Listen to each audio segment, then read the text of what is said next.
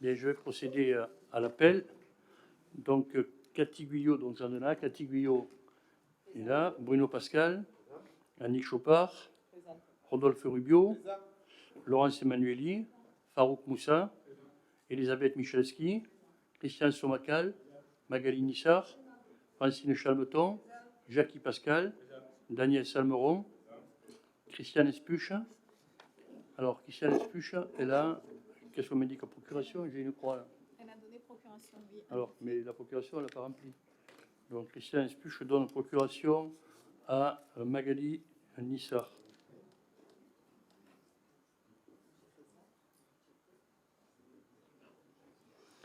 Bruno Joannet, Chantal Arlachapelle, Nicolas Duquesne, Véronique Védrine, donc qui précise qu'elle partira à partir de 8h20, qu'elle donnera procuration à ce moment-là à Nicole Duquesne. De la même façon que Cathy Guyot précise qu'elle partira à partir de 20h et qu'elle donnera procuration à ce moment-là à Bruno Pascal. Et de la même façon qu'Emmanuel Gavanon partira à 8h15, 8h20 et donnera procuration à Mme Calba. Pardon? Mme Rios. Mme Rios,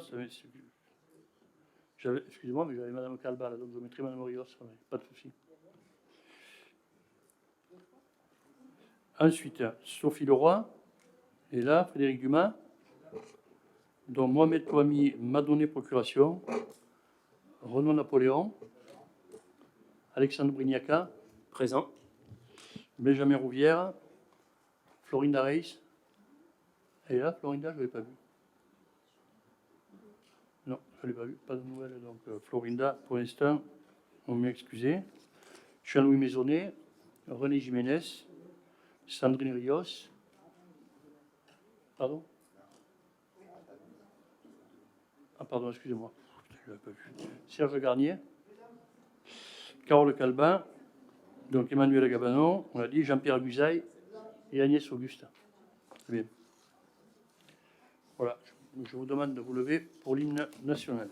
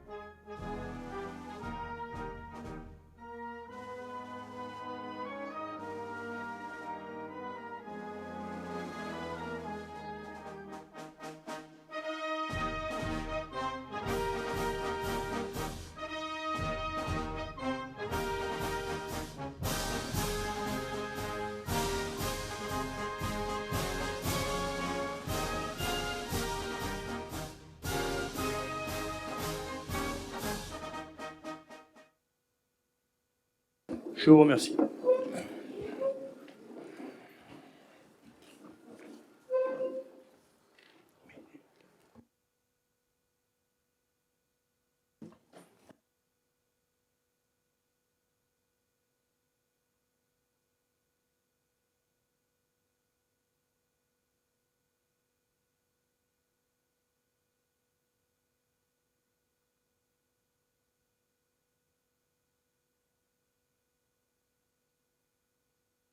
Donc, il nous appartient maintenant de désigner un secrétaire de séance. Je vous propose donc la désignation de Daniel Salmeron.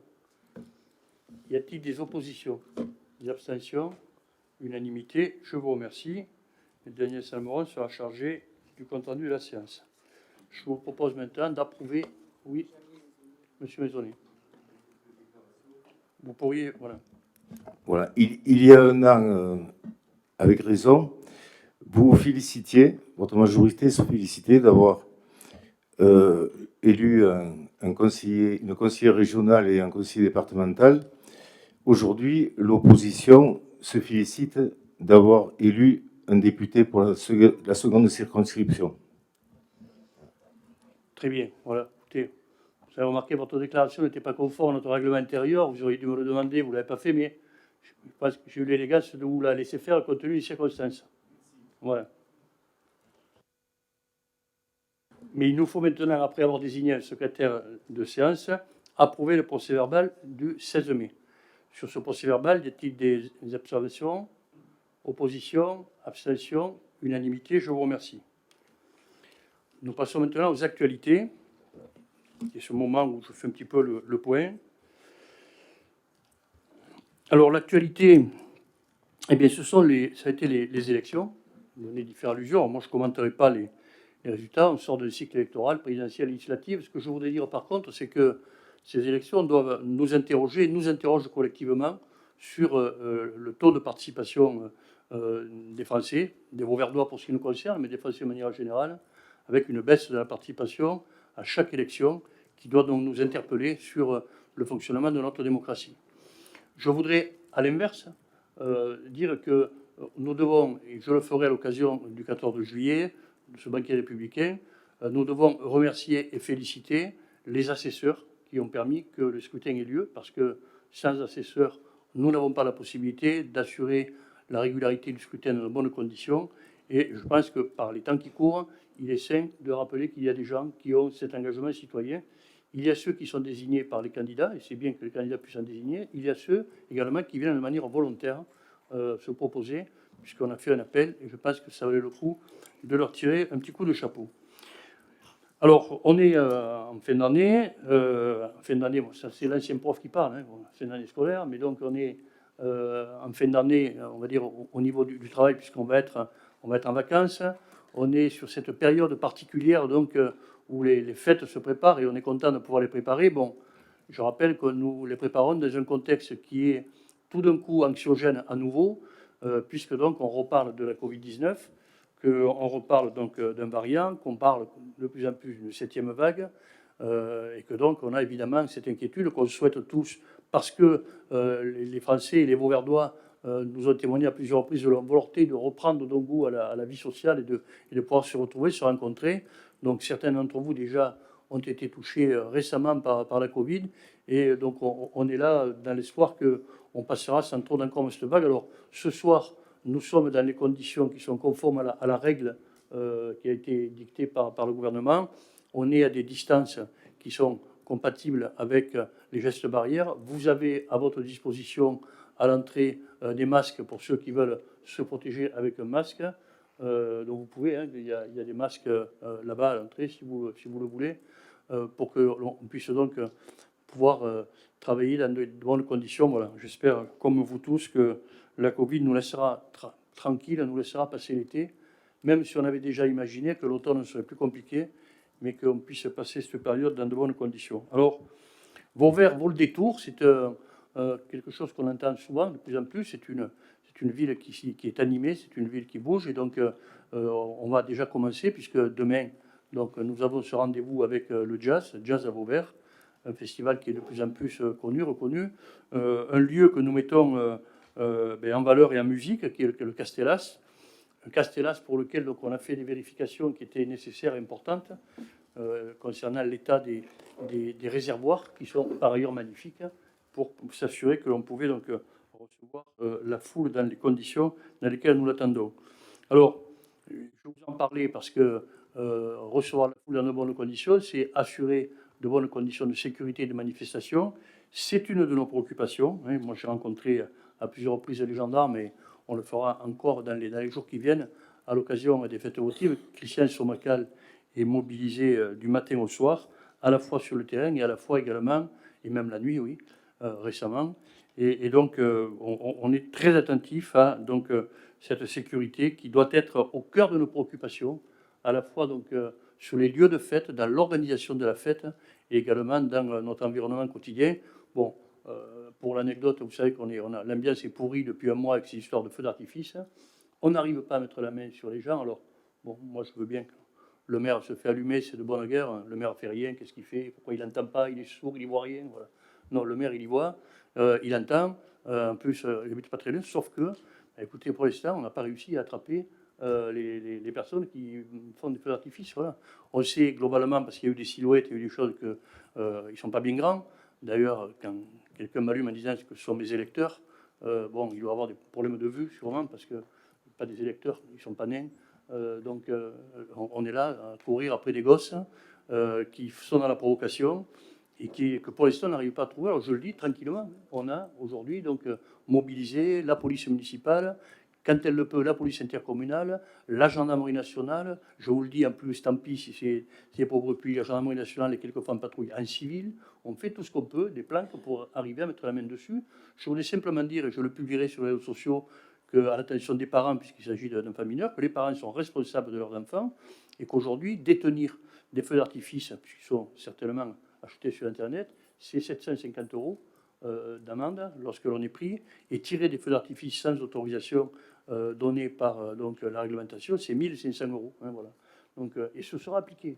Vous le dites, si on y tombe dessus, et on y tombera forcément dessus un moment ou un autre, les parents auront 2500 € à débourser pour apprendre à s'occuper de leurs enfants et à gérer les feux d'artifice. Voilà, bon, je fais juste cette mise au point pour qu'on sache bien que c'est une préoccupation qui est la nôtre. Alors, en matière de sécurité, nous avons également, on aura l'occasion, l'événement de la rentrée, ce sera quand même l'inauguration de cette extension de la caserne de gendarmerie, qui est une extension importante, puisque c'est un investissement de quelques 5 millions d'euros. Hein, donc pour la commune, c'est quelque chose c'est l'investissement le plus important, qui témoigne d'une volonté. Puis je voudrais dire également aussi que j'ai signé récemment une convention avec le général de la gendarmerie pour assurer le logement de gendarmes en renfort qui viennent donc soit l'été, soit l'occasion d'autres événements. Ils viennent maintenant que s'ils sont logés par la collectivité, ce qui est le cas à Vauvert, puisqu'ils sont logés donc à côté de la mairie, dans les locaux de l'ancienne conciergerie qui ont été adaptés à cet effet. Voilà. Mais l'été, ça ne s'arrête pas quand même au niveau des travaux, puisque ceux qui passent sur l'avenue Jean Jaurès, des fois téléphonent à la mairie en disant mais qu'est-ce que c'est ce trait bleu, ce trait rouge, cette flèche jaune, qu'est-ce qui va se passer? Bon, ce sont simplement que les travaux de réseau, qui sont les premiers travaux préalables à la mise en œuvre du pôle d'échange multimodal, vont s'engager, et que donc l'avenue Jean Jaurès va être en travaux cet été, donc assez rapidement. Bon, on vient de réceptionner les travaux du parc public de l'Hespérion, donc Jardin Grégoire.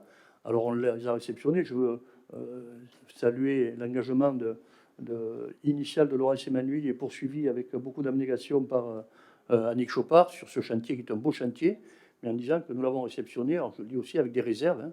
Il y a des choses qui ne nous conviennent pas. On a des problèmes de fourniture comme d'autres entreprises et sociétés, donc il y a des choses qui ne sont pas arrivées. Par exemple, on a des tables, et d'ailleurs donc ce sont des tables qui sont accessibles aux personnes à mobilité réduite, mais pour l'instant, il n'y a pas de banc. Voilà. Donc, il y a des tables sans banc partout, voilà, parce que les bancs ne sont pas arrivés. Ils arriveront fin juillet. Voilà, on a quelques difficultés. La clôture n'est pas celle qu'on avait commandée. Enfin, voilà. Les difficultés qu'on a à l'heure actuelle dans le cadre des conditions économiques qui sont les nôtres, c'est ici. Donc, l'été viendra pour terminer ça. Il y a des problèmes normaux liés au fait qu'il n'y a pas de pluie. Donc les espaces qui sont des espaces herborés non arrosés sont des espaces terres aujourd'hui. Voilà.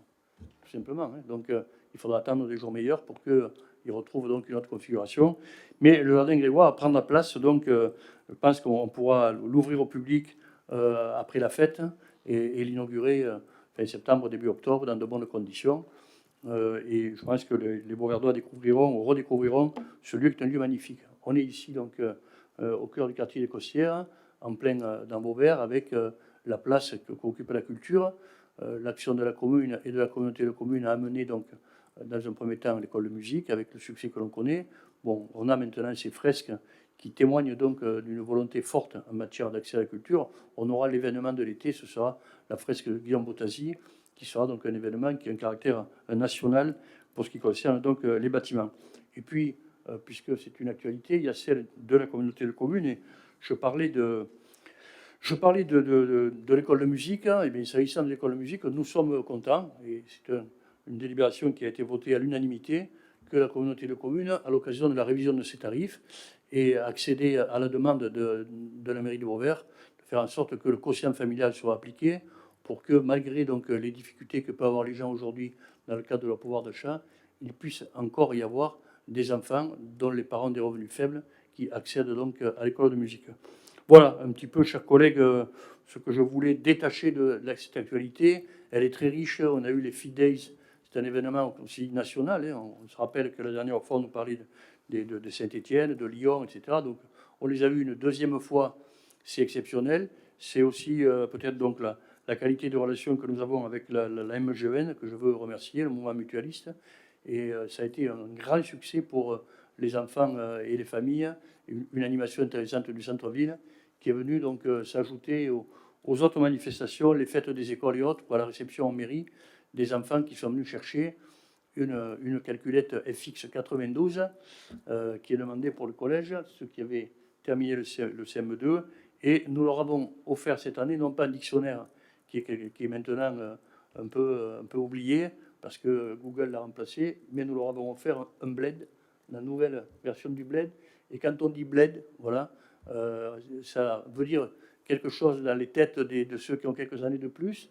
Et c'est une façon aussi de témoigner de l'importance donc de l'apprentissage de la langue française, de sa beauté, de son universalisme et de l'importance que nous y attachons. Voilà. Sur ce, il nous faut passer au conseil municipal. Et je vous propose donc la première délibération. Et je vais demander à Farouk Moussa de nous parler de l'acquisition d'un lot de la copropriété du Montcalm, qui, si je ne m'abuse, est le lot qui appartient à M. Dardanelli. C'est bien ça. Merci, monsieur le maire. Donc, nous sommes toujours dans l'avancée du programme de renouvellement urbain, donc notamment sur la réhabilitation des locaux qui se situent au Montcalm, une première opération qui est portée notamment par la communauté de communes sur le bâti et la municipalité qui porte l'acquisition des différents locaux commerciaux afin de pouvoir réhabiliter la résidence et de pouvoir aussi les raser dans la continuité aussi de la volonté que l'on a d'améliorer le cadre de vie des habitants d'Écossière et pour cette opération, notamment sur le Montcalm. Donc il s'agit d'un lot appartenant à M. Dardanelli, donc, par un courrier en date du 5 mai 2022. Donc M. Jean-José Dardanelli, propriétaire du local commercial cadastré BI 119 au 271 avenue de la Costière à Vauvert, formé le lot numéro 60 de la copropriété, a donné à la commune son accord pour sa vente au prix fixé par le service des domaines, lequel a été réévalué à 60 000 € hors taxes par un avis du 24 mai 2022. Donc le lot concerné totalise une surface d'environ 65 mètres carrés. Donc il apparaît opportun pour la commune d'accepter cette offre et de décider de la conclusion d'un compromis d'acquisition amiable à réitérer par acte authentique. Donc concrètement, c'est le local où il y a une activité de coiffure. Il s'agit de Mistral Coiffure, à droite de la pharmacie. Il s'agit du 4e local que la municipalité achète. Donc nous avons vraiment cette volonté de poursuivre ce programme et d'être dans les délais de façon à avancer, puisque sur des opérations NPNRU, il y a des jalons, on a des dates à respecter, et régulièrement, avec le maire et la communauté commune et les différents partenaires, nous faisons le point, que ce soit avec les partenaires financiers ou avec les habitants, de façon à être toujours en adéquation avec cette volonté municipale, et notamment pour les habitants d'avoir un cadre de vie qui corresponde au mieux. Donc, je propose donc au conseil municipal de décider l'acquisition auprès de Jean-José Dardanelli de la pleine propriété du lot numéro 60 de la copropriété Le Montcalm, cadastrée à Vauvert, donc au prix de 60 000 € hors taxes, et d'autoriser monsieur le maire à signer le compromis et l'acte d'acquisition, ainsi que toutes pièces aux effets ci-dessus. Je ne sais pas s'il y a des questions. S'il n'y a pas d'intervention, on passe au vote. Y a-t-il des oppositions? Abstentions? Unanimité, je vous remercie. La deuxième délibération est présentée par Cathy Guyot. Alors, concerne le PEM. Mets ton micro, Cathy. Voilà, c'est bon. Merci, monsieur le maire. Donc, ça concerne l'approbation du bilan de la concertation préalable donc à l'aménagement du pôle d'échange multimodal. Alors, bon, on ne va pas rappeler... je vais rappeler rapidement donc, que ce pôle d'échange multimodal, les travaux vont commencer, monsieur le maire le disait, donc incessamment. Donc, il y a une préparation de chantier actuellement. Ces travaux vont commencer par la piste cyclable, se poursuivront par l'aménagement par tranche et se termineront l'année prochaine à la même époque. C'est-à-dire les travaux dureront 1 an. Donc, on ne fermera jamais l'avenue Jean Jaurès, mais il y aura des aménagements bien évidemment, de voirie. Alors, comme c'est un projet d'envergure, conformément donc à la loi, eh bien, nous avons mis en place une procédure de concertation réglementaire. Cette procédure de concertation, elle a duré du 30 mai au 13 juin, donc inclus. Ce pôle d'échange multimodal, donc, il a un certain nombre de fonctions, hein, de favoriser l'accès à l'emploi, d'améliorer la complémentarité des offres de transport en commun par le renforcement du nombre de dessertes ferroviaires entre Vauvert et Nîmes tout au long de l'année, d'apporter une meilleure visibilité et lisibilité de l'offre de transport en commun, de favoriser les liaisons interquartiers par la sécurisation des mobilités douces dans la ville, qu'elles soient piétonnes ou cyclables, la mise en accessibilité aux personnes à mobilité réduite du site et des accès aux transports multimodaux, et d'impulser une politique de covoiturage. Donc, concernant la concertation, le dossier de présentation a été mis à disposition au siège des services techniques. Une page dédiée donc, a été mise en ligne sur le site internet de la commune, d'ailleurs depuis longtemps. Toute cette information donc, a été diffusée par voie de presse. Alors, aucune remarque n'a été, ni question, donc, n'a été inscrite sur le registre de concertation, ni n'est parvenue donc, par le biais d'un email ou d'un courrier papier. Donc, nous pensons que, bien sûr, cela s'explique par le fait que nous avons beaucoup communiqué sur ce projet. Nous avons eu de nombreuses étapes de concertation donc non réglementaires. Il y a eu une première réunion d'information qui a eu lieu le 18 octobre 2021. Ensuite, il y a eu une deuxième réunion le 20 mai. Donc la première réunion, c'était une réunion un peu large avec les comités de quartier. La deuxième, c'était une réunion spécifique auprès de la commission communale d'accessibilité. Il y a eu donc de l'information le jour de l'accueil des nouveaux Verdois le 21 mai 2022. On a publié également une double page sur le sujet dans le MAG. Et donc, comme ce dossier est en permanence sur le site internet de la ville, eh bien, nous pensons que les Vauverdois en ont pris largement connaissance. Voilà, donc aujourd'hui, nous devons prendre acte et valider, approuver le bilan de la concertation préalable.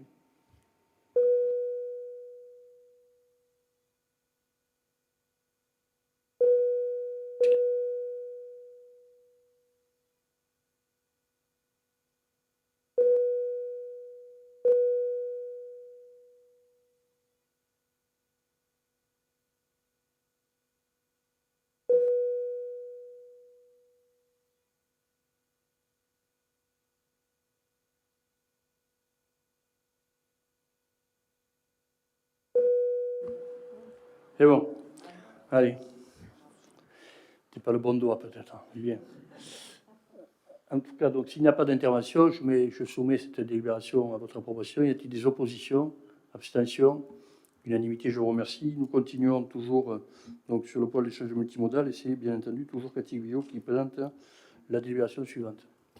Oui, alors c'est une délibération technique, hein, puisqu'il s'agit de modifier une demande de subvention, mais les montants restent les mêmes. Donc, je rappelle le montant des travaux hors taxe, 2 500 000 €. Le montant des travaux TTDC, 3 millions, j'ai un peu arrondi.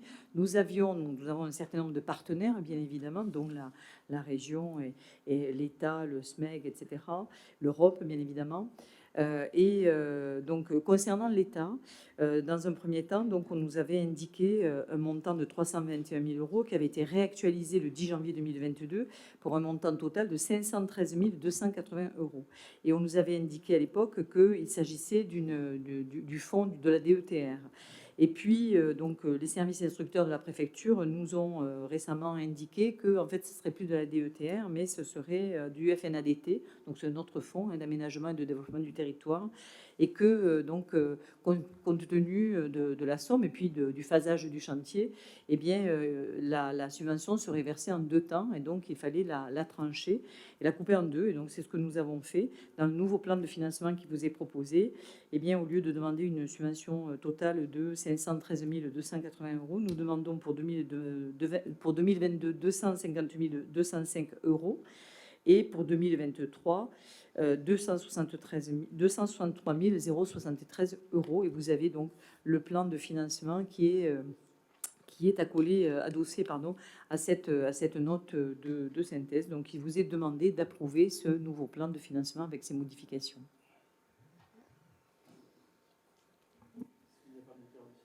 Je le soumets à votre approbation. Y a-t-il des oppositions? Abstentions? Unanimité. Je vous remercie.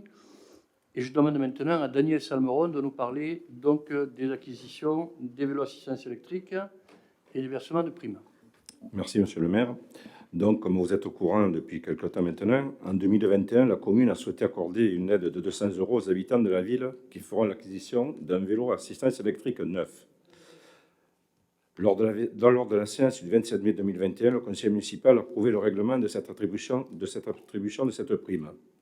Le périmètre et la durée du dispositif ont été modifiés lors du conseil municipal du 24 novembre 2021. Il a été ainsi prolongé jusqu'au 31 décembre 2022 lors du conseil municipal du 21 février dernier. Comme vous le savez, cette prime est cumulable avec celle octroyée par la région et l'État. À ce jour, 9 primes ont été versées depuis la mise en place de l'opération.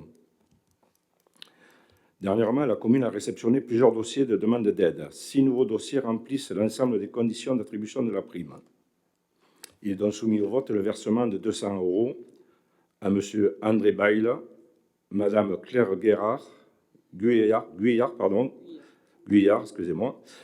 à M. Jean-Marc Lefebvre, à M. Éric Montel, à Mme Josette Sansise, Mme Nicole Trinquier. Les paiements s'effectueront donc sur l'imputation suivante 67 67 45 020 02 05. Comme bien entendu, le dossier de demande va être complet pour que le versement soit effectué. Mais au vu de quelques réticences que le versement de cette prime a soulevé au sein de l'opposition, j'ai donc demandé au service de faire une moyenne d'âge pour les 16 bénéficiaires concernés. Donc le plus jeune à 40 ans et le plus âgé à 83 ans.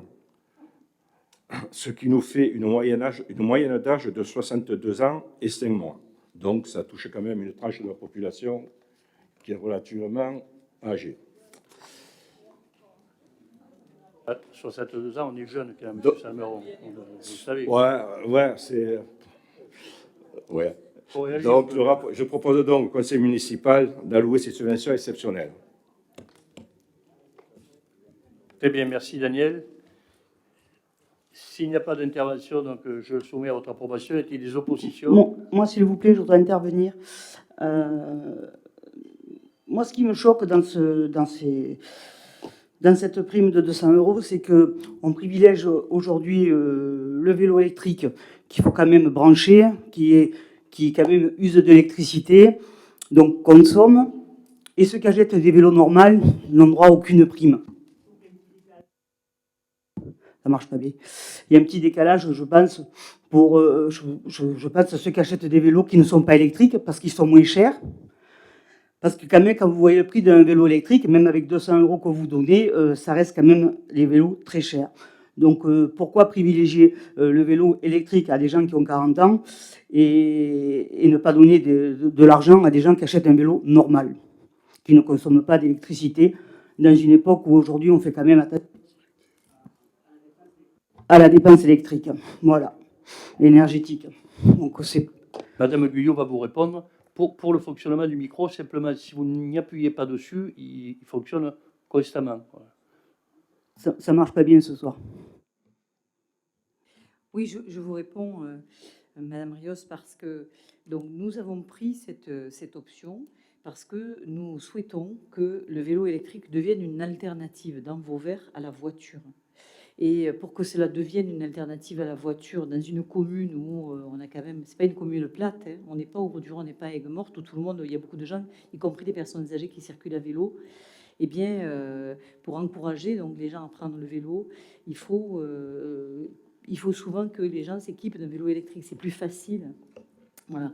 Et donc c'est vraiment pour nous, c'est envisagé véritablement comme une alternative à la voiture. Alors bien sûr, dans la liste de personnes qui ont fait la demande, beaucoup, pour l'instant, vont utiliser leur vélo pour le loisir. Mais petit à petit, pour faire des courts déplacements dans la commune, et y compris pour ceux qui travaillent pas loin, eh bien, finalement, le vélo électrique, ça peut être une alternative. On pose la voiture et on prend un vélo. Quand on a plus de 1 km à faire, 2 km à faire pour se déplacer d'un déplacement quotidien, c'est quand même beaucoup plus facile. Voilà la raison pour laquelle nous avons fait ce choix-là. Bon, parce que en plus, le vélo électrique, c'est un coût qui est bien sûr assez élevé, et que notre volonté aussi, c'était, puisque vous avez noté que c'est lié, enfin en tout cas c'est conditionné donc aux conditions de ressources, hein, que donc notre volonté s'est portée sur les personnes, les ménages les plus modestes. En fait, moi c'est pas la question de. Je trouve que ceux qui veulent acheter un vélo normal, eux, qui ont envie de payer, ont droit à rien. En fait, voilà. C'est ou tu achètes un vélo électrique, on t'aide, ou tu achètes un vélo normal, on t'aide pas. Alors, est-ce qu'on n'aurait pas pu faire, je sais pas moi, quelque chose de plus équitable, parce que c'est pas très équitable pour la personne qui achète son vélo.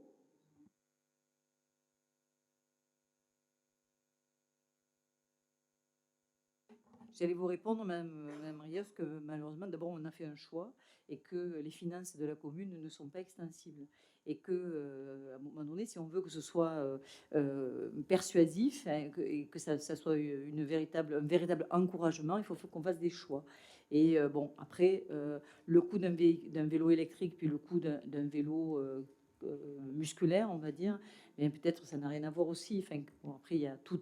Je suis bien placée pour savoir que il y a des vélos qui coûtent très très cher, et voilà. Mais bon, quand on prend un VTT pour se déplacer en ville, ça coûte pas très très cher. Bon voilà, je vous ai répondu. Si on avait pu aider tout à l'acquisition de vélos, si on avait pu aider aussi à d'autres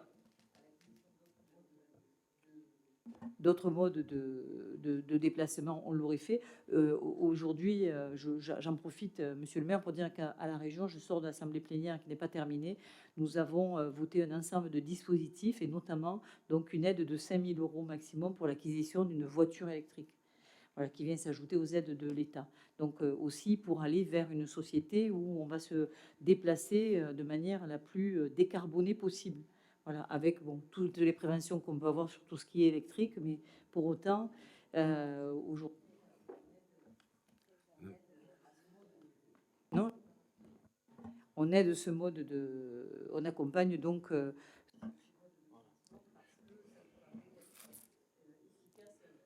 Ça marche pas bien. Voilà. Ça nous paraît être plus efficace pour, comment dire, pour l'environnement. Plus courte peut-être. Il faudrait faire des interventions plus courtes peut-être. L'évaluation. Monsieur Maisonnet. Brièvement,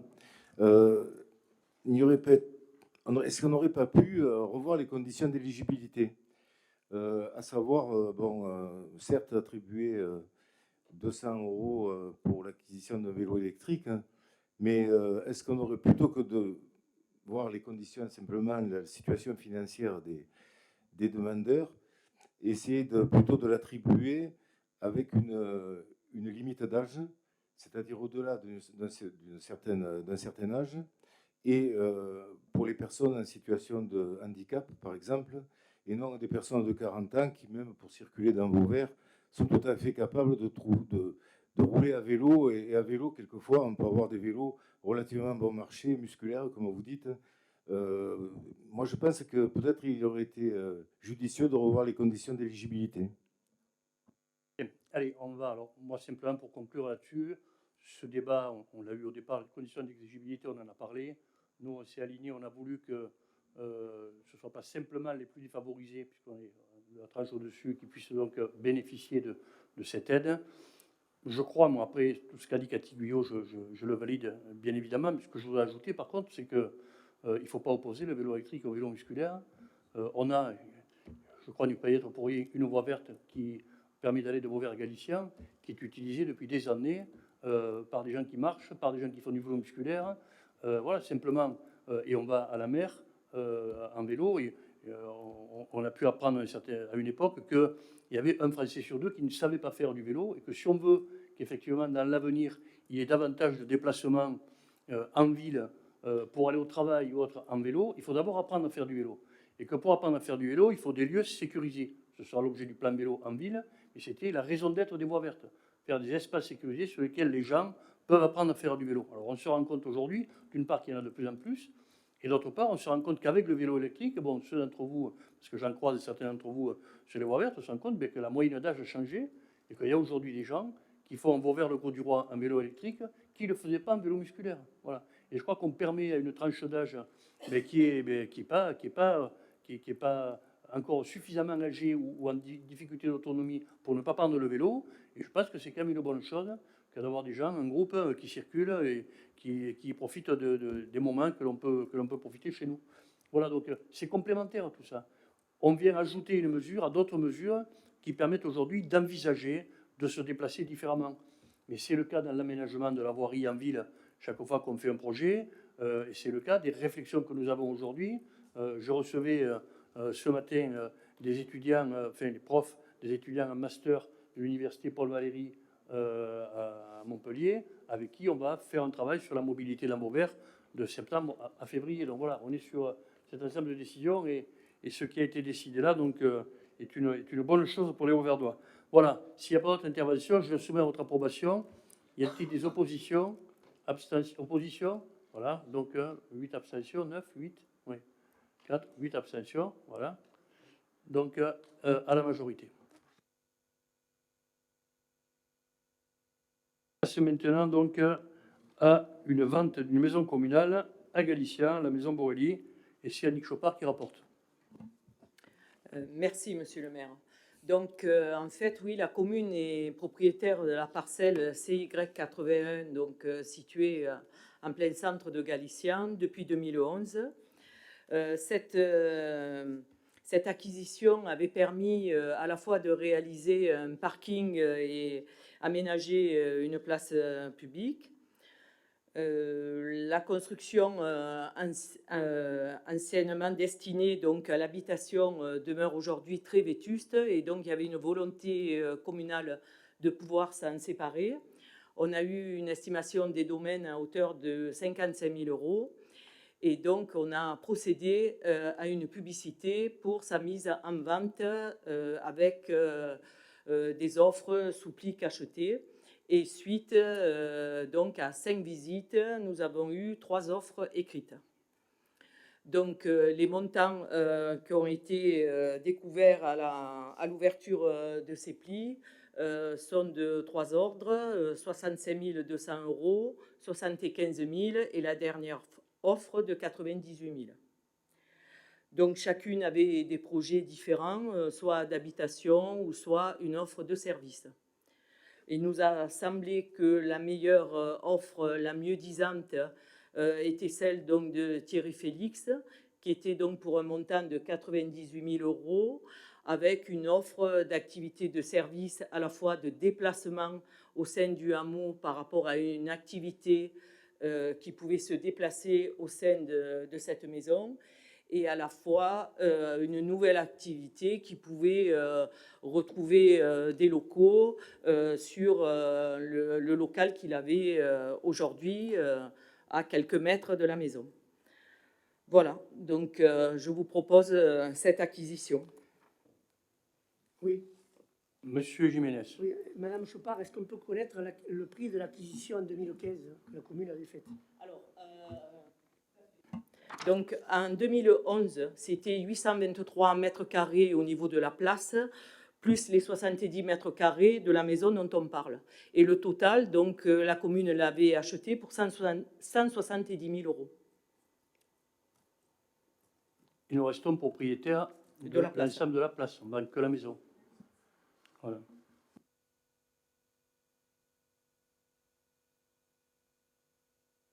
S'il n'y a pas d'autres interventions, je le soumets à votre approbation. Y a-t-il des oppositions? Abstentions? Unanimité? Je vous remercie. Je demande maintenant à Bruno Pascal de nous parler de la requalification des arènes de Vauvert et notamment de la demande de subvention au fonds Leader, des fonds européens. Oui, merci Monsieur le maire, chers collègues. Donc l'inauguration des arènes Jean Brunel a été faite le 16 mai 2004. Donc il est important de de les sécuriser, de les moderniser. Donc, il a été déposé un dossier au PETR. Ce dossier est axé sur 3 axes. Le premier, la sécurisation des arènes avec un changement de treuil et de voile d'ombrage pour permettre un accueil des spectateurs en toute sécurité. La deuxième, la modernisation de ces arènes avec l'installation d'une billetterie électronique automatisée, indispensable pour un équipement de cette envergure.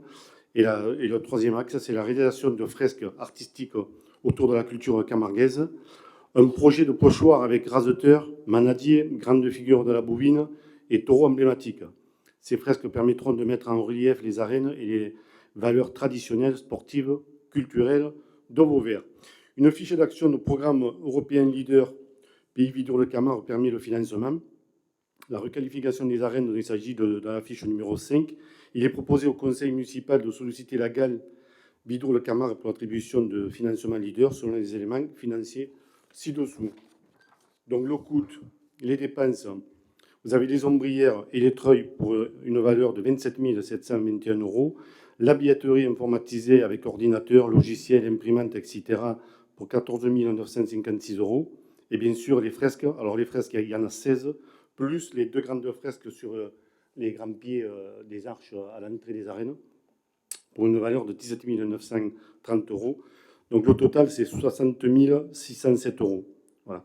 Donc l'autofinancement, donc les financeurs leaders proposent 64%, donc à 38 788 €. Et l'autofinancement qui sera pris en charge par la ville, 36%, 21 818 €. Voilà. Le projet total est de 60 607 €. Voilà. Est-ce qu'il y a des questions? De toute façon, pour le projet, on a été d'accord quand vous avez présenté le projet. On a juste souligné que les fresques étaient un peu chères. Donc ce soir, on votera pour la demande de subvention. Ça va de soi. Très bien. Donc s'il n'y a pas d'autres interventions, je le soumets à votre approbation. Y a-t-il des oppositions? Abstentions? Unanimité? Je vous remercie. Merci Bruno. Et je demande maintenant à Annick Chopard de nous présenter le CRAC, donc le compte rendu annuel à la collectivité 2021 de la Ségare sur le projet d'extension de la gendarmerie de Vauvert. Tout à fait, merci. Donc cette convention de mandat qui a été signée avec la Ségare, donc à la fois pour réaliser les études, les travaux au nom et pour le compte de la commune qui est maître de l'ouvrage. Donc vous savez que la loi fait obligation donc, de rendre un compte rendu annuel des opérations.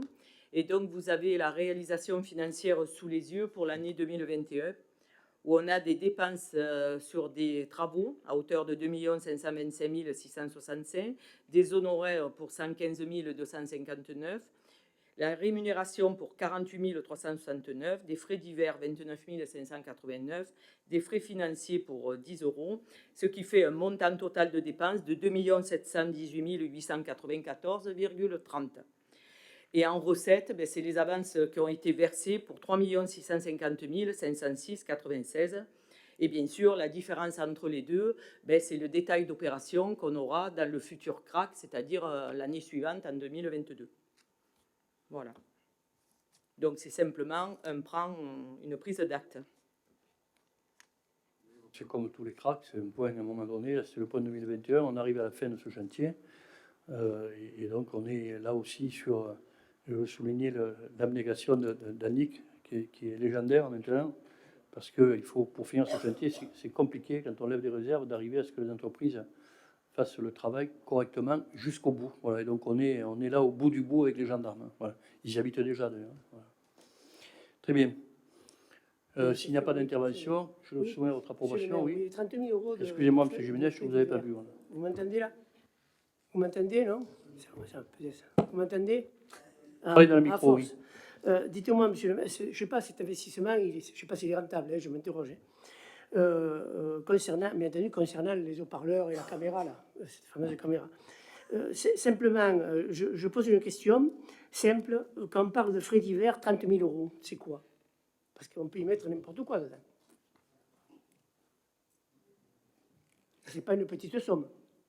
Pour moi, ce sont des dépenses liées avec la Ségare, mais bon, on pourra vous donner le détail si vous le le souhaiter.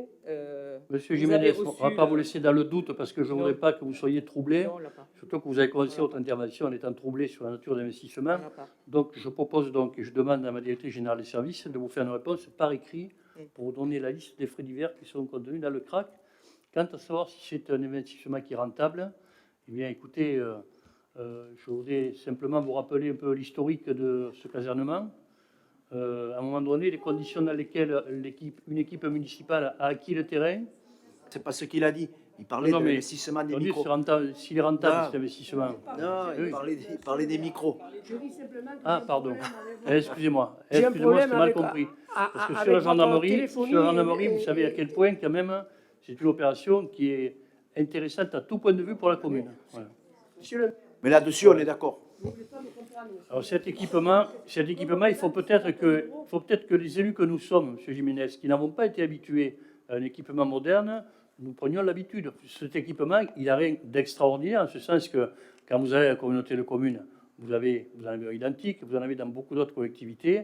Bon, c'est bien de s'y habituer. Aujourd'hui, on sait qu'on ne doit pas, pour des raisons normales, pour éviter qu'il y ait un bras, on ne peut pas utiliser 3 micros en même temps. C'est 2, voilà. Bon, moi, ce que je ne fais pas, que je pourrais faire, j'ai un micro ici qui me permet de diriger. Je ne le fais pas, je laisse la liberté à chacun de demander la parole et d'intervenir. Bon. Mais quand il y en a un de plus, si par exemple moi j'oublie de l'éteindre, bon, et qu'il y en ait 2 qui veulent parler, ça ne fonctionne pas. Donc on s'habitue. Et puis il faut appuyer sur un bouton, ne pas, même si on est un peu stressé, appuyer en permanence sur le bouton parce qu'on allume et on éteint. Voilà, donc c'est pas très compliqué. Voilà. Mais encore faut-il qu'on prenne l'habitude. Et puis si vous voulez qu'on vous entende, il ne faut pas que le micro soit là-bas, il faut qu'il soit près de la bouche. Voilà, bon. Et à ce niveau-là, c'est rentable. Mais près de la Voilà. bouche, ça me gêne, monsieur Delin. Mais n'approchez pas la Sincèrement, bouche. ça me gêne. Monsieur Jiménez, je fais confiance à votre expérience. N'approchez pas la bouche trop près. Ça y est, on a retrouvé au sein du CRAC ce que pouvaient représenter les 29 589. Donc, c'est à la fois des frais de publicité, de tirage, d'assurance et d'huissier. Voilà. Je pense que c'est un compte à une entreprise qui était défaillante parce qu'on a eu droit aussi à ça, quoi. Une entreprise défaillante qui n'avait même pas lu dans son lot ce dont elle devait faire, non seulement des travaux, mais aussi le ménage après coup, etc. Donc je pense qu'il y a en plus intégré là-dedans le constat d'huissier. Voilà. Très bien. Si votre curiosité est dorénavant satisfaite, bon, merci. Je soumets donc cette délibération à votre approbation. Y a-t-il des oppositions? Abstentions? Unanimité, je vous remercie. Et je demande maintenant donc à Magali Nissart de nous parler éducation, programme éducatif et des conséquences que cela a sur l'organisation et le financement de la collectivité. Merci, monsieur le maire. Donc là, on est sur l'autorisation donnée au maire pour la signature du nouveau PEDT plan mercredi. Donc un PEDT, c'est un projet éducatif territorial du territoire. Nous sommes satisfaits. Le CTI Éducation a beaucoup travaillé sur ce projet éducatif de territoire parce qu'il donne tout le sens aux actions que l'on veut mener avec les enfants. L'éducation, ce n'est pas seulement aller à l'école, s'instruire, c'est aussi toutes les activités que l'on peut faire sur le temps libre. Il y en a quand même un certain temps. Du coup, ce PEDT regroupe toutes les activités que l'on propose aux enfants sur la commune avec tous les partenaires. Et on peut se rendre compte qu'il est conséquent, qu'il correspond au sens que l'on veut donner à notre action. Et les partenaires, en plus avec le plan mercredi, on travaille de plus en plus avec les enseignants, ce qui était difficile. Hein, souvent, l'école, c'est l'école, et puis les activités en dehors, ça reste très cloisonné. Là, on arrive à travailler tous ensemble, enseignants, animateurs, ATSEM et les associations. Donc voilà pour ce nouveau PEDT qui court de 2022 à 2025 et qui est donc signé par la ville et tout un ensemble de partenaires. Très bien, voilà, en rappelant que c'est une obligation d'avoir un programme éducatif territorial pour la collectivité et que donc c'est une démarche partenariale que nous avons conduite et dont que nous proposons aujourd'hui en délibération au conseil municipal, donc qui doit être actualisé régulièrement. Voilà, s'il n'y a pas d'intervention, je soumets à votre approbation. Y a-t-il des oppositions? Abstentions? Unanimité, je vous remercie. Et Magali, donc en te remerciant du travail accompli, je te demande de nous parler maintenant également de quelque chose qui a été revu pour le faire évoluer, donc le règlement intérieur de l'accueil des péris extrascolaires du centre de loisirs du service aux jeunesse. Voilà, c'est ça. Du coup, comme on a un nouveau PEDT, on a revu les règlements intérieurs, on les a mis en adéquation et l'un et l'autre. On les a allégés pour permettre aux familles une lisibilité meilleure, puisque le précédent était un peu long. Et ça permet de rentrer dedans aussi le sens que l'on veut donner à nos accueils périscolaires. Très bien. Donc, vous avez évidemment ce règlement intérieur. Je suis persuadé que vous l'avez analysé et regardé et effectivement constaté cette volonté de transparence et de sens également sur ce règlement. Je précise également que nous travaillons en bon concert avec la communauté de communes pour que ces accueils puissent également être faits dans de bonnes conditions avec l'accueil des personnes qui sollicitent la restauration scolaire. Voilà. Bien, y a-t-il pas d'intervention? S'il n'y a pas d'intervention, donc y a-t-il des oppositions? Abstention? Unanimité? Je vous remercie. Et je te demande de nous parler maintenant de la création d'une grille de quotient familial et de la tarification. Alors, nous étions déjà soumis donc, à une tarification au quotient familial. On a analysé celle-ci. On a regardé un petit peu qui fréquentait le centre de loisirs pour permettre aux familles les plus démunies de pouvoir mettre leurs enfants au centre de loisirs et aux accueils périscolaires jeunesse. On a créé plus de tranches. On a fait en sorte que les personnes qui touchent, qui ont un petit salaire, puissent quand même mettre leurs enfants au centre de loisirs. Pour nous, la mixité, elle est importante. Ça part de là. Hein. C'est quand on se côtoie tout au long de son enfance qu'on a moins peur les uns des autres par la suite. Donc, cette nouvelle tarification sur 8 tranches permet de rééquilibrer tout en la dernière tranche pour les gens donc, qui souvent sont en couple et travaillent à deux n'a pas non plus explosé. Il y a une légère hausse en sachant qu'il y a de très nombreuses années que les tarifs du centre de loisirs n'avaient pas changé. Donc ça permet de réajuster, mais ça ne va pas peser sur les familles qui sont dans la dernière tranche. En tout cas, voilà, notre volonté, c'est que tout le monde puisse venir au centre de loisirs sans frein, et en tout cas pas celui financier. Il n'y a pas d'intervention. Je soumets à votre approbation. Y a-t-il des oppositions? Abstention? Unanimité? Merci. Et enfin, donc, un sujet qui est un sujet récurrent, qui est récurrent et qui nous pose souci. Donc, c'est l'évaluation du coût de revient d'un enfant scolarisé sur la commune. Alors, je dis qu'il nous pose souci parce que pendant longtemps, les paramètres étaient relativement fixes et connus, et que depuis donc, les années Covid notamment, avec les modifications liées au protocole sanitaire, aux conditions d'encadrement, eh bien, le coût d'un enfant scolarisé, le coût de revient, flambe et donc nous pose de vraies difficultés.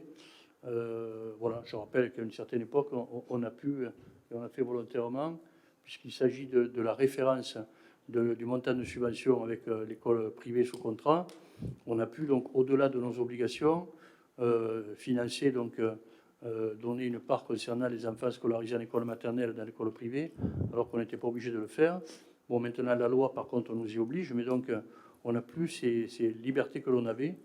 On a surtout maintenant un coût qui explose et qui nous met en difficulté, à un moment où, d'ailleurs, je le dis, où l'État avait indiqué qu'il accompagnerait les efforts des collectivités, mais ce n'est resté qu'un effet de langage. Voilà. Ils l'ont fait un an. Moi, je rajouterais juste que... C'est le contribuable local.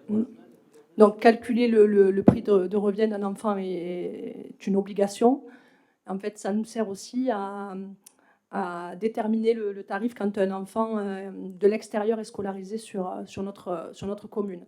Donc, pour l'année 2021-2022, la participation donc, pour un élève élémentaire s'élève à 533,28 € et pour un élève de maternelle, 1 925,33 €. Je rappelle voilà, que quand on a des soucis d'effectifs, donc parfois pour maintenir l'effectif, nous ne faisons pas participer les communes extérieures. Oui.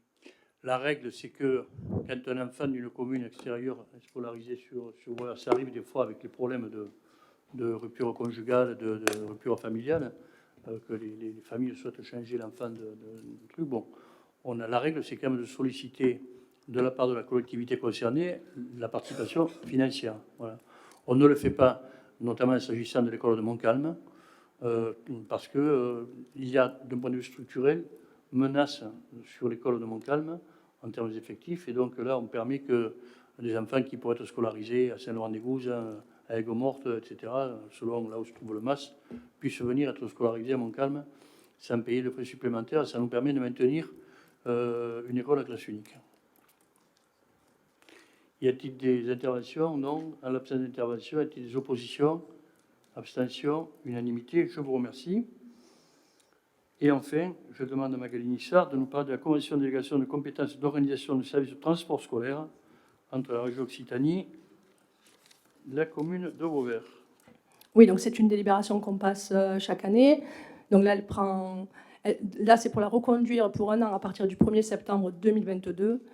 Excusez-moi, c'est pour permettre aux enfants des hameaux Montcalm, Van Gogh et les enfants du collège d'être acheminés tous les jours vers l'école. Et donc, c'est une convention qu'on signe avec la région. Très bien. Pas d'intervention, donc je soumets votre approbation. Y a-t-il des oppositions? Abstention? Unanimité? Je vous remercie.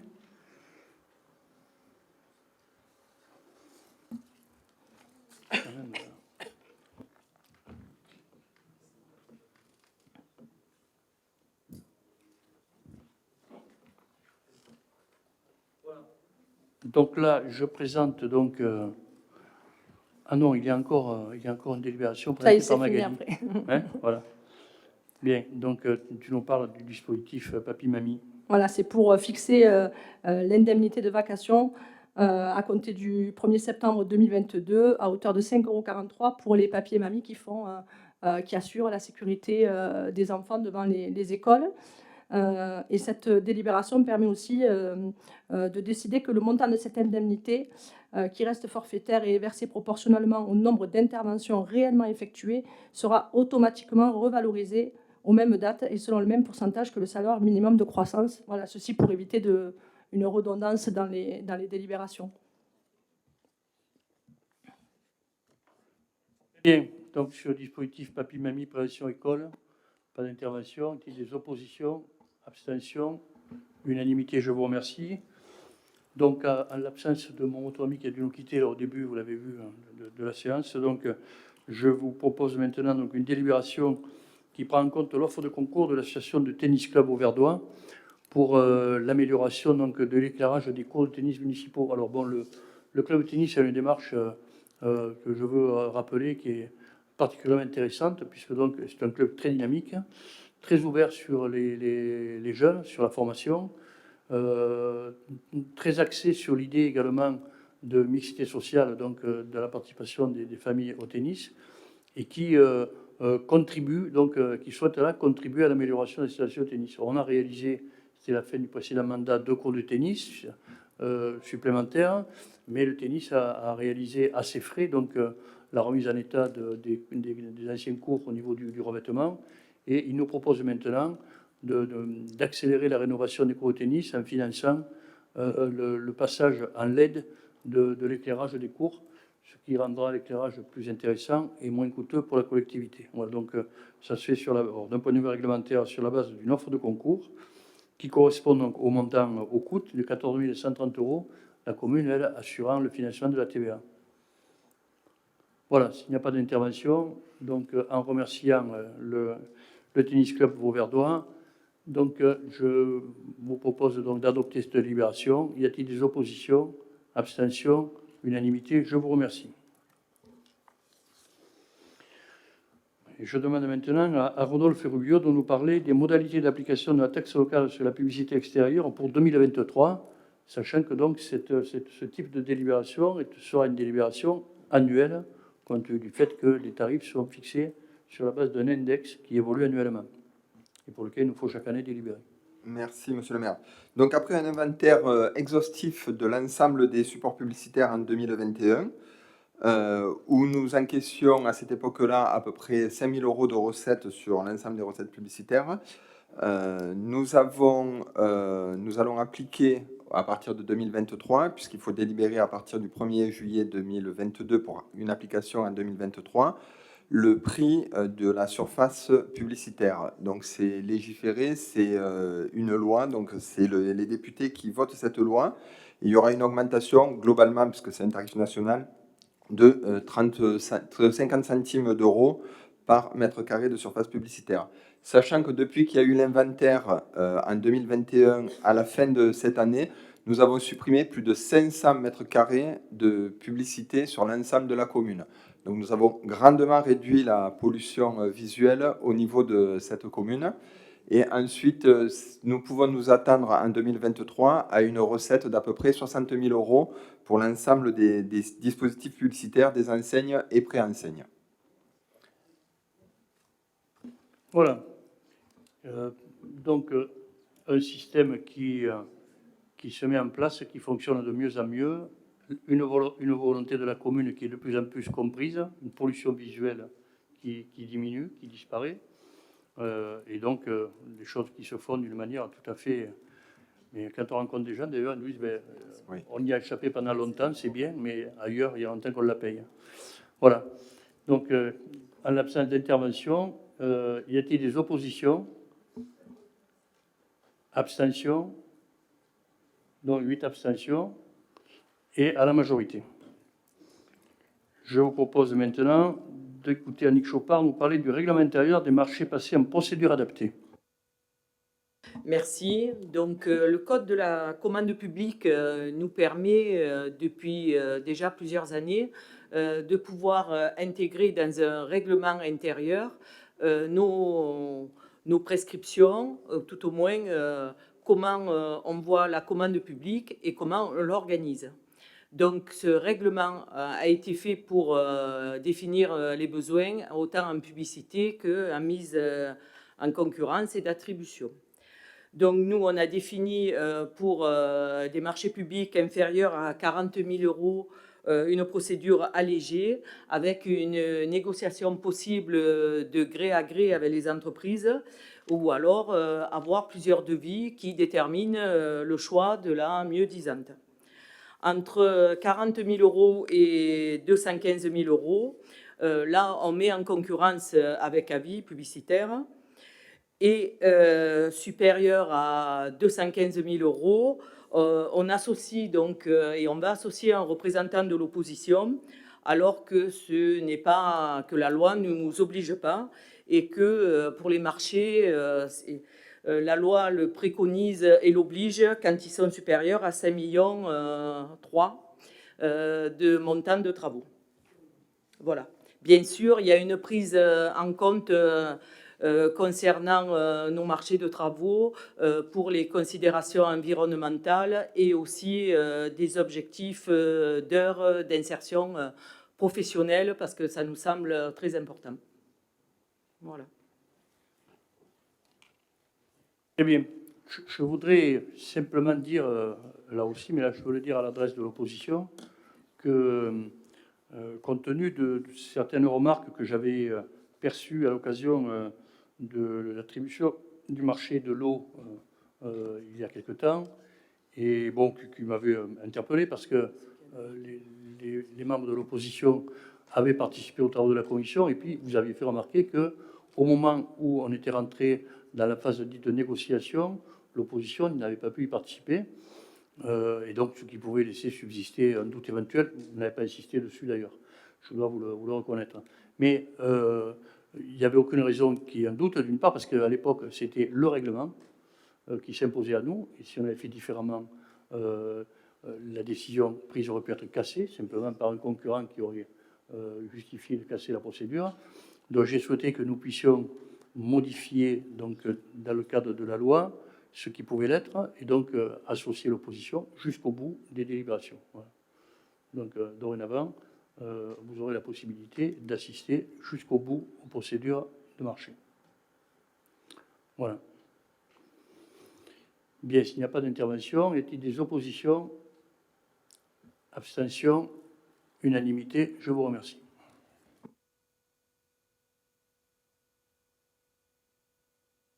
Alors, il s'agit maintenant de parler, alors si on rentre dans des enjeux techniques, plus techniques que financiers, mais donc en clair, sur le régime indemnitaire, qu'on appelle le RIF7, nous avions jusqu'à présent pu nous appuyer pour payer l'indemnité aux régisseurs.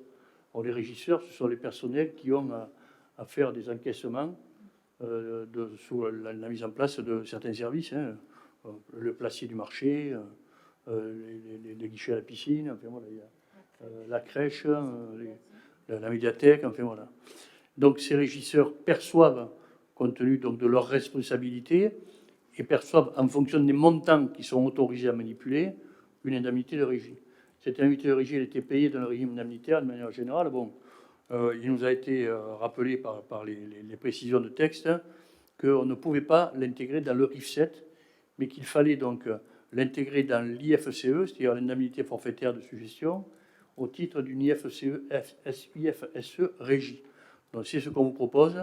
Donc dorénavant, les régisseurs seront payés au titre de l'IFSE régie, selon un tarif qui vous est indiqué ici. Alors, pour faire simple, celui qui va toucher le moins touchera une indemnité de régie de 110 € par an.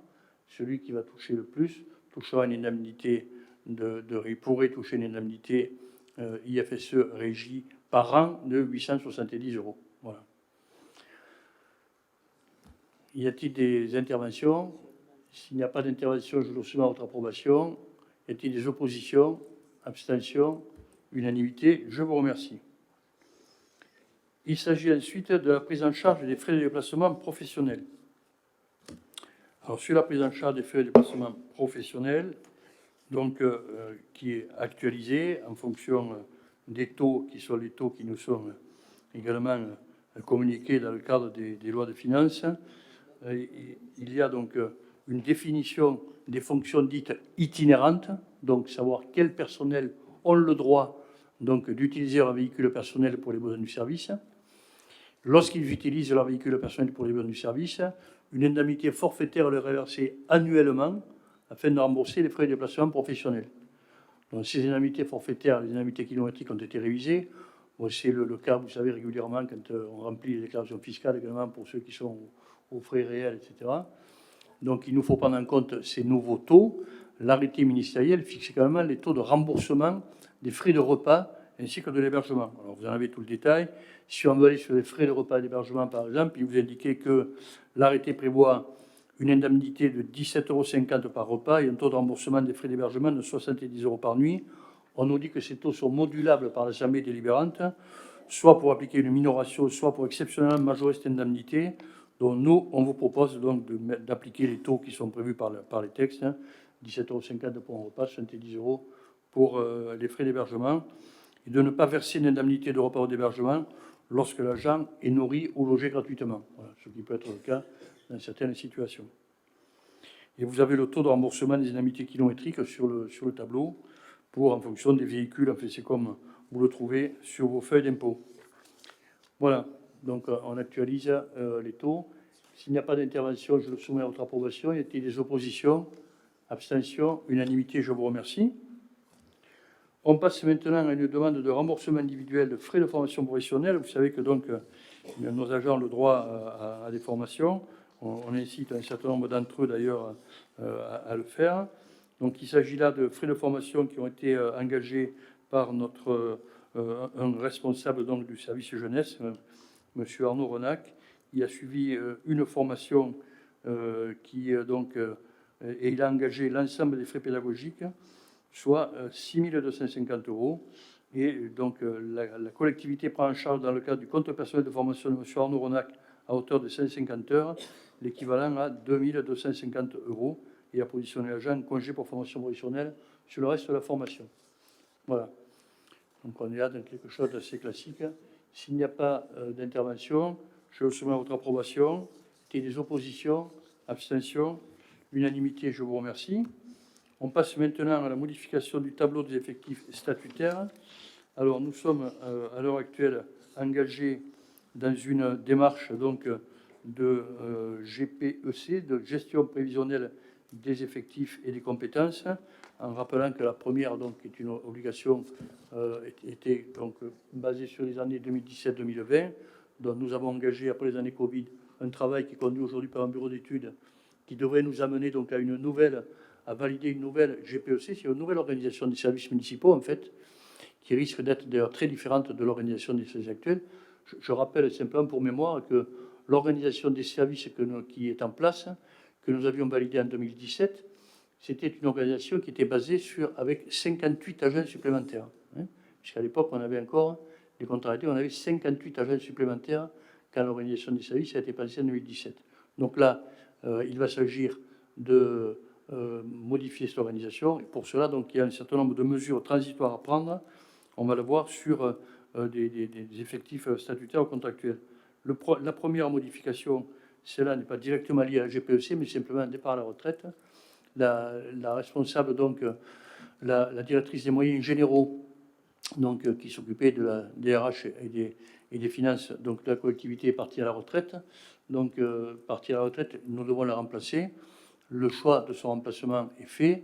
Il s'agit de Madame Virginie Marquet-Barial, qui est à l'heure actuelle encore en fonction, donc, à la direction de l'UTASI Camargue Vidor La Vauvert, c'est-à-dire des services sociaux du département, et qui a un parcours donc au conseil départemental où elle occupait donc la direction adjointe des services financiers du conseil départemental. Voilà, donc elle prend ses fonctions à Vauvert à compter de la mi-août, et elle n'est pas issue de la filière administrative dans son parcours, elle est issue de la filière technique. Elle a le grade d'ingénieur principal, et donc nous devons pour cela créer un poste d'ingénieur principal à temps complet qui viendra donc prendre la place du poste précédemment de cadre A qu'occupait Magali Pouget. S'il n'y a pas d'intervention, non, je fais voter sur, c'est l'ensemble, non? Non, il faut voter celui-là d'abord. Celui-là d'abord et les autres après. Donc s'il n'y a pas d'intervention, donc je soumets votre approbation. Y a-t-il des oppositions? Abstentions? 8 abstentions, et donc à la majorité. Ensuite, il s'agit donc d'adopter un certain nombre d'autres modifications.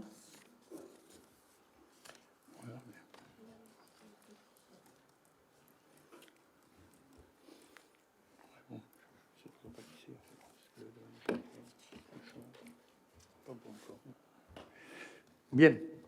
Voilà, donc un poste d'adjoint technique contractuel à temps non complet pour une durée de 12 mois. Un poste d'adjoint technique contractuel à temps non complet pour une durée de 12 mois également. À compter du 1er septembre, un poste d'adjoint technique contractuel à temps complet pour 12 mois et un poste d'adjoint d'animation contractuelle à temps non complet, 17h30 sur une durée de 12 mois, rémunéré au premier échelon du cadre d'emploi d'adjoint d'animation. Voilà, s'il n'y a pas d'intervention, je soumets votre approbation. Y a-t-il des oppositions? Abstention? 8 abstentions, et à la majorité. Oui, pour l'enregistrement, donc Madame Gavanon nous a quittés, Madame Guyot nous a quittés, Madame Bédrine est encore là.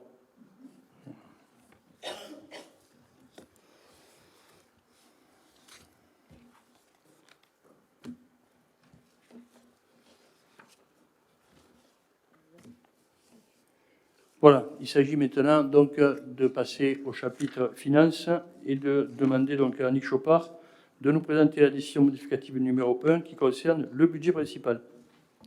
Oui, merci Monsieur le maire. Donc il s'agit, cette première décision modificative donc, sur le budget principal d'un montant de 2 413 000. Ce sont simplement des écritures comptables et donc il n'y a pas d'impact budgétaire. Voilà. Donc, en fait, on régularise des avances qui ont été faites aux entreprises sur les différents marchés publics qu'on a et qu'on a signés avec eux et avec elles. Donc, au chapitre 041, comme je vous dis, des dépenses d'investissement pour 2 413 000 et qui sont bien sûr équilibrées sur la même section par des recettes pour le même montant, 2 413 000, et dont on retrouve les avances qu'on a versées à la fois sur les deux jardins, Grégoire et Moulines, sur le pôle d'échange multimodal, sur la gendarmerie et sur la maison de santé pluridisciplinaire. Pas d'intervention, donc je soumets votre approbation. Y a-t-il des oppositions? Abstention? Opposition? Abstention? Pardon? Opposition. Donc 8 oppositions, et donc à la majorité. Annick Chopard, toujours pour l'addition indicative numéro 1 du budget de l'eau. Oui. Donc, concernant le budget de l'eau, de la même façon, on procède à des ajustements budgétaires sur le chapitre 23 en investissement sur des dépenses pour les travaux du pôle d'échange multimodal pour 100 000 euros et qui seront équilibrés par des recettes d'investissement du même montant au chapitre 16 par le déblocage de l'emprunt qui était prévu au budget à hauteur d'une partie et de 100 000 euros pour équilibrer. Pas d'intervention, des oppositions, donc 8 oppositions, à la majorité. DM suivante, numéro 1, sur le budget assainissement, où là aussi des ajustements budgétaires pour des dépenses d'investissement. Départ de Madame Védrine. Concernant un passage du chapitre 21 qu'on passe au chapitre 23, concernant pareil, sur le marché à bonne commande de travaux, on prend 30 000 euros et qu'on passe sur les travaux du pôle d'échange multimodal, puisque ces travaux sont supérieurs à 1 an en durée et donc on les passe d'un chapitre à l'autre. Voilà. Pas d'intervention, et des oppositions, donc 8 oppositions et à la majorité. Annick Chopard, toujours pour le montant de la redevance d'occupation du domaine public. Oui, tout à fait. Donc, un classique, ce que perçoivent les communes depuis les années 50, puisque la première délibération, c'est un décret de 56. Ensuite, la commune avait plusieurs fois délibéré. Et là, c'est une précision que nous apporte le syndicat mixte d'électricité du Gard, qui nous préconise donc de rentrer un peu plus dans le détail et de prendre cette délibération pour pouvoir percevoir la RODP maintenant sur le seuil de la population totale de la commune, issue du recensement en vigueur au 1er janvier de l'année. C'était déjà le cas, mais on n'avait pas de délibération qui le précisait vraiment. Voilà. Donc, on reprend une délibération pour qu'on soit vraiment dans les clous d'un point de vue de la loi. Très bien. Y a-t-il des interventions, des oppositions? Donc, à l'unanimité, je vous remercie. Ah, pardon, excusez-moi. Donc, 8 abstentions. Je n'ai pas mesuré votre impatience à lever le doigt, donc excusez-moi. Et donc, les admissions non-valeur. Annick Chopard, toujours.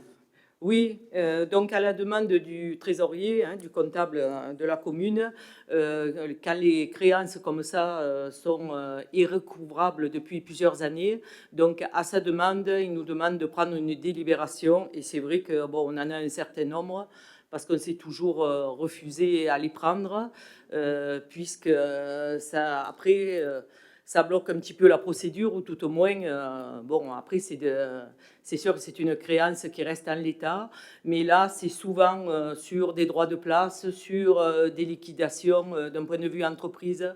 Donc, de toute façon, la commune ne les récupérera pas, donc pour un montant de 405,14 euros.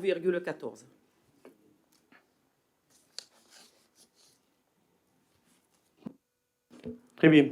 Sur ces admissions non-valeur, pas d'intervention. Est-il des oppositions? Abstention? Unanimité. Je vous remercie. Et enfin, on termine ce conseil avec un transfert. Vous savez que Annick Chopard est une supportrice de Nîmes Olympique et que donc, dans cette période, elle est attentive au transfert. Mais là, il s'agit de la convention d'occupation du réservoir d'eau potable de Montcalm. Là, c'est simplement un transfert d'entreprise et en fait, c'est une convention qu'on reprend avec la nouvelle entreprise qui gère Orange. Et donc, c'est Totem France SAS qui reprend cette convention qu'on avait mis énormément de temps à négocier avec Orange en 2015. Et donc, on espère bien la maintenir parce qu'elle est en faveur de la commune. Ils ont dit que c'était la première fois qu'ils en signaient une comme ça. Et donc, elle a été prolongée pour une nouvelle période de 12 ans en 2015. Et on a une redevance annuelle qui est révisable chaque année, qui était de l'ordre de 14 000 € en 2015. Voilà. Il y a d'autres opérateurs sur le château d'eau. Il y a d'autres opérateurs, mais c'est surtout Orange qui est Merci. qui est le principal. Bien. Donc, est-ce qu'il y a des questions qui concernent les décisions du maire qui ont été mises à votre disposition? On n'a pas voté là. Oui. Donc, y a-t-il des oppositions, abstentions, unanimité? Je vous remercie. Et donc, je vous invite donc à m'interroger sur les décisions du maire si vous avez des questions à nous poser. Pas de questions. Donc, ce conseil municipal est terminé. Le prochain conseil municipal sera normalement convoqué le 17 septembre. Le 19 septembre. Voilà. D'ici là, écoutez, je vous invite à passer, et je vous souhaite à toutes et à tous de passer un bel été, un bon été. On vous a préparé de belles manifestations. La première fête, elle est demain, c'est la fête de Montcalm, avec les premiers abrivades qui démarrent. Et puis on suivra avec Galician et Beauvert, en espérant que tout ça se passe pour le mieux, à la fois pour les habitants et pour la ville. Voilà, je vous souhaite un bon été.